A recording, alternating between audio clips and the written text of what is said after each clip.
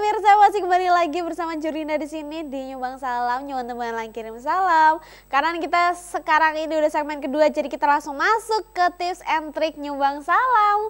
Sore hari ini aku akan kasih tips and trick yang tentunya bermanfaat untuk pemirsa di kala hujan seperti ini. Aku bakalan kasih tips and trick untuk mengendarai mobil saat musim hujan biar aman dan nyaman, selamat sampai tujuan ya. Tentunya ini berguna banget untuk kita semuanya ya. Karena mulai udah masuk musim hujan, jadi buat yang berkendara baik motor maupun mobil itu tetap hati-hati. Tapi kali ini aku bakalan kasih tips and triknya untuk yang mengendarai mobil ya, biar kita selamat dan terhindar dari meminimalisir ya, bukan menghindari, kalau meminimalisir kecelakaan ya gitu. Kecuali nanti takdir Tuhan ya kan. Tips yang pertama yaitu pastikan tekanan udara ban itu sesuai dengan anjuran pabriknya. Nah biasanya tekanan ban ini yang dianjurkan ada di samping pintu mobil ya, di pintu yang sebelah kanan biasanya, di pintu pengemudi itu di bawahnya pas dilakukan pintu itu. Nah itu ada di situ tulisannya anjuran mengenai bannya, tekanannya seberapa, mungkin 33, 32 atau 35 ya biar keras. Masing-masing ya, karena di setiap mobil itu berbeda, tidak semua mobil itu sama tekanan bannya. Kalau bannya kecil ya biasanya cuma 32 gitu ya, tapi biasanya pakai 33 gitu. Terus bisa juga kalau misalnya bannya gede itu tentunya tekanannya jauh lebih besar lagi seperti itu. Dan kalau misalnya bannya tipis nih, buru-buru diganti ya. Memang ya aku tahu ban itu harganya mahal, tapi kita harus tetap hati-hati kita dengan diganti bannya kalau bannya udah tipis, karena bahaya banget, itu bisa menyebabkan aquaplaning. Nah ini dia yang sering kali menyebabkan kecelakaan di jalan, terutama bisa di jalan tol. Meskipun di jalan tol itu katanya bebas hambatan ya, tapi ternyata di jalan tol juga bisa ada genangan air gitu ya, karena jalannya kadang-kadang suka nggak rata, masihan gitu ya. Jadi suka banyak genangan air. Nah seringkali tuh seringkali terjadi aquaplaning di situ. Aquaplaning ini adalah bannya itu nggak napak gitu ya, bannya nggak napak sampai ketika kita melalui jalan yang basah gitu.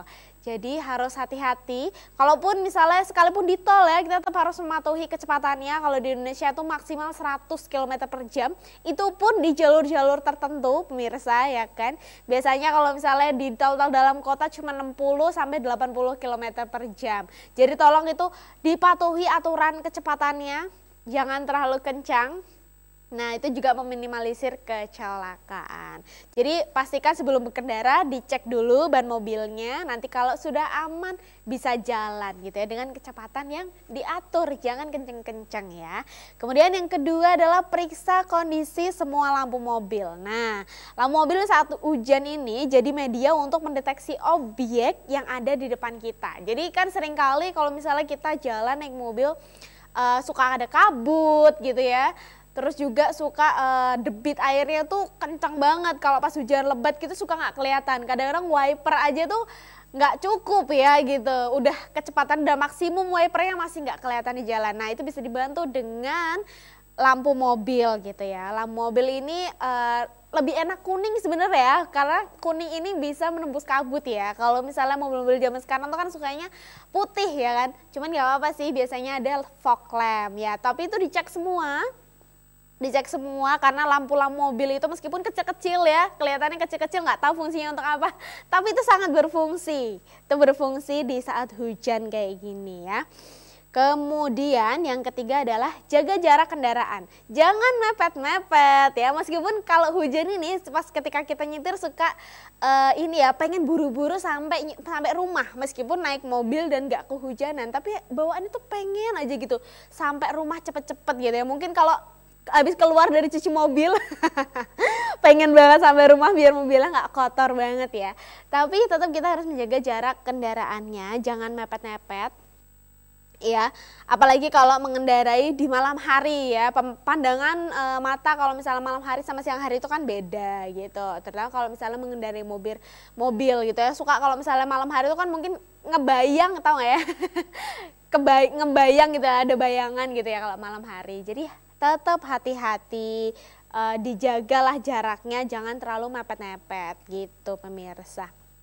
Kemudian tips yang keempat yaitu hindari berkendara di tepi jalan. Nah, kalau di tepi jalan ini suka kalau ada lubang-lubang yang kita nggak tahu ya. Kan kalau misalnya di pinggir jalan itu jalannya lebih rendah ya, lebih rendah dibandingkan yang tengah gitu. Nah, bisa-bisa nanti kita terperosok gitu karena kan suka ada genangan air di pinggiran gitu kan, karena kita kan nggak bisa lihat dan kita juga nggak bisa lihat markanya. Bisa-bisa nanti kita ngelewatin marka dan kita bisa terjadi sesuatu hal yang tidak kita inginkan. Jadi jangan terlalu ambil di pinggir ya kalau misalnya lagi nyetir.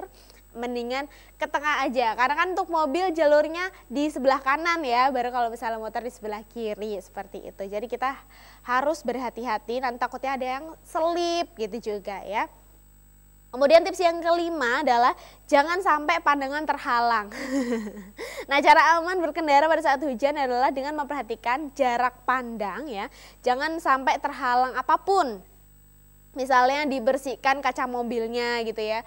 Kan kalau kemarin-kemarin panas gitu kan, banyak debunya. Nah, itu sebelum dikendarai debunya dibersihkan dulu gitu ya, pakai kemoceng gitu ya. Bahasa Jermannya sulak.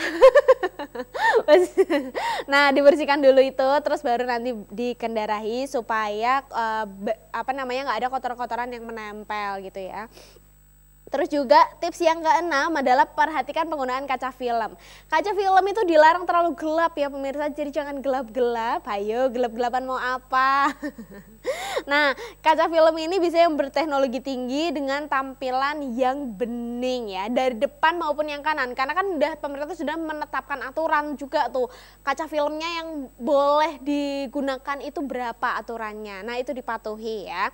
Seperti VK70 gitu ya. VK70 ini memiliki penerusan cahaya tampak tertinggi dibandingkan kaca film lainnya, sehingga pada pemandangan kita tuh bisa lebih luas gitu ya, pandangan kita bisa lebih luas dan visibilitas yang baik pada siang maupun malam hari. Jadi untuk aturan persenan di kaca film tolong itu diperhatikan ya. Dari depan nggak boleh terlalu gelap dan sebelah kanan. Tapi sebelah kanan tuh memang boleh agak gelap tapi tidak terlalu gelap ya. Yang jelas yang depan itu harus terang pemirsa. Nah, semoga tips ini bermanfaat untuk pemirsa semuanya yang berkendara baik siang maupun malam hari pada saat hujan ya pemirsa. Itu dia tips yang aku bisa kasih ke pemirsa. Langsung aja kita lanjut ke penelpon selanjutnya, mungkin kalau udah